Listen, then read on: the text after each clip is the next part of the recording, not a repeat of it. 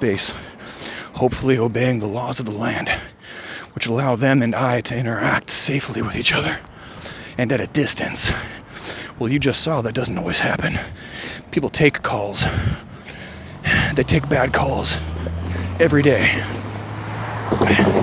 Whether I'm in a car doing deliveries or whether I'm on foot, I try to bring some grace to that table. I did that yesterday. I got cut off by a guy taking a hard left from a stopped position in like a 40 zone.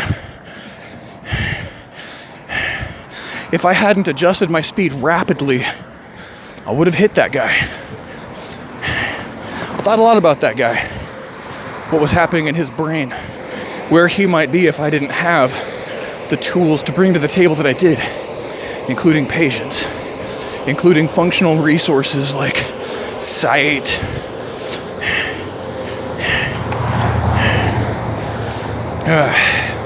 and spatial awareness that told me the trajectories were linked up in a bad way.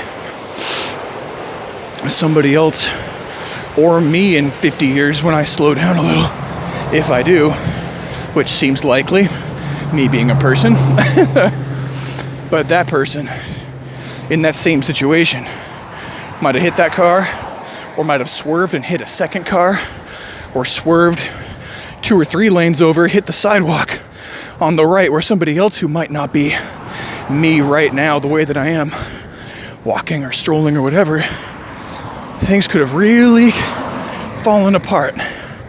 I gave that moment a lot of thought because I was pissed off. And I was like, man, I'm pissed off at that guy. Fuck that asshole for doing that. But then I thought, yeah, but he's probably thinking that 1,000 times about 1,000 other people right now while he's swerving in traffic. The force that's causing his blindness and ignorance, besides disposition, besides what you can't blame him for, is the way that he's come to life. And I'm meeting that guy in this context on the road, in traffic. But he didn't meet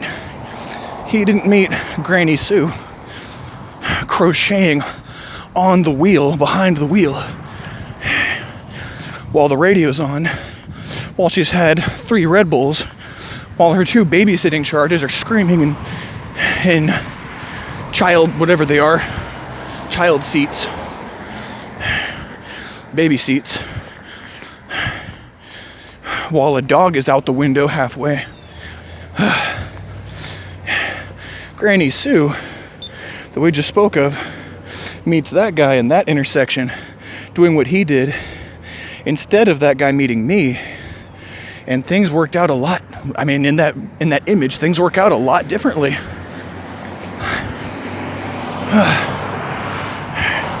Probably because we're stacking the odds. And yeah, hypercritical Justin is saying that is so nothing like bear hunting that it is a exercise in a temptation. It's an exercise in tempting the internet to destroy me, to even mouth the 2 concepts in one conversation. But again, we took things to extraction. I verbalized that I was taking things to abstraction. And we have to talk about these things. We just do. And this is my experience. If we don't talk about it, if we don't have people talking about this kind of thing, trying to come above and beyond their own capacities, and honing these tools of conversation and introspection and connection, as audacious as these conversations might be, you could call it arrogant. Fine. I'm not going to, because this content shows you that people who haven't been and gone are willing to take a step out in the great getting out and going beyond journey of life. I'm doing it at my level,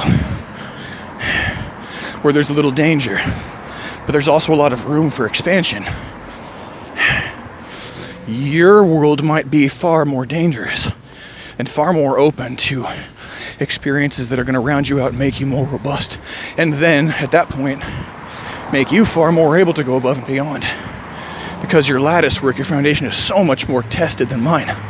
But at least I'm doing something. And I'm not doing it in silence. That's what my usual move is. Quietly practice my arts on my own, where I won't be judged by anybody but me.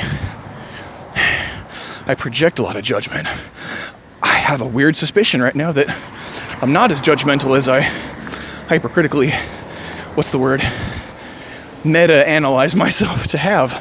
I think I'm also just projecting for the culture a lot. So that's doing you a disservice. I'm not going to do that to you because I don't know you necessarily. In the interest of having these conversations, this kind of talk is on the table.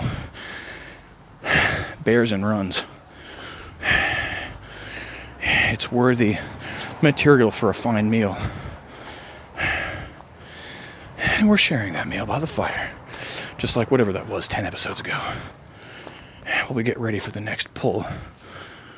The next haunt. Since we have found our way to the end of this one, haven't we?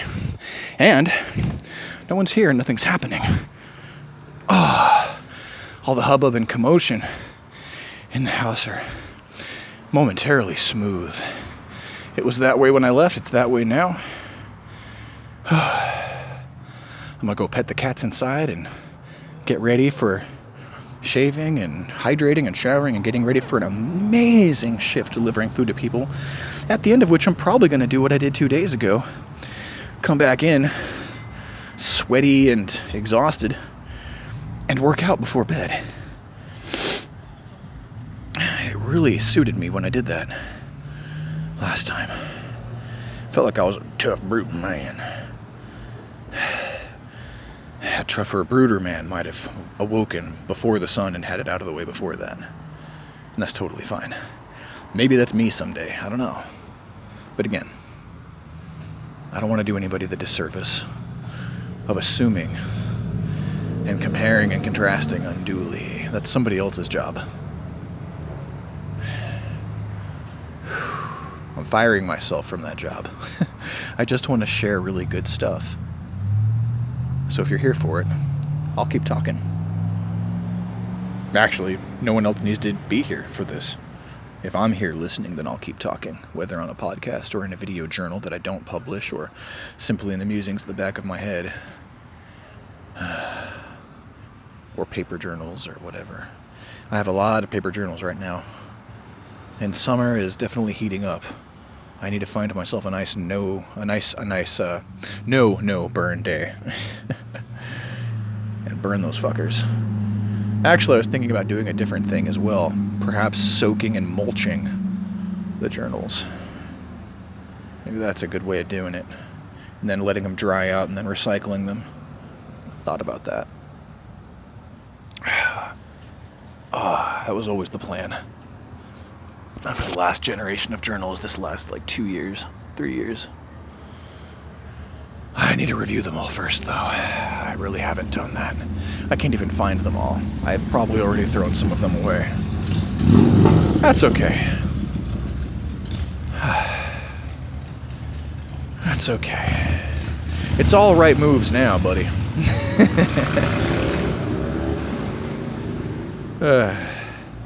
Okay. Okay. I've gathered myself. Pop the kneecap. There it is. Okay, 42 minutes. Hey, look at that. Okay. Shorter run. Fine. In fact, better, because that leaves me more time for a longer shift and to do all these things with less stress. Because I slept in today. Whew. Never sleep in like that. Holy moly. Tomorrow I'll probably be up bright and bushy-tailed.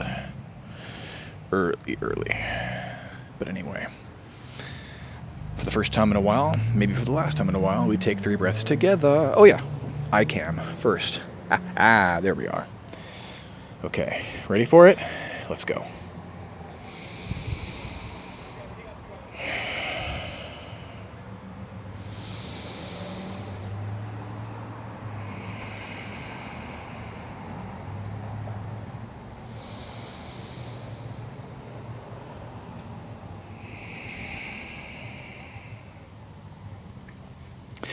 If those were the only 3 breaths that you took to depth while paying attention this entire day, this entire week, you have still won the day and won the week.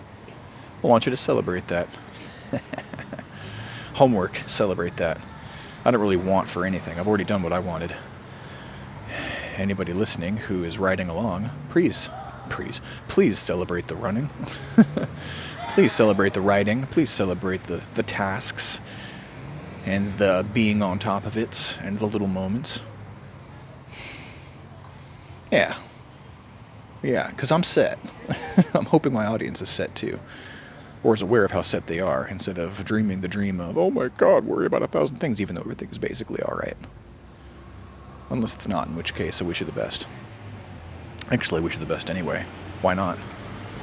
It's good to be a person and being able to do that. That's a really good way of signing off. Wishing everyone the best.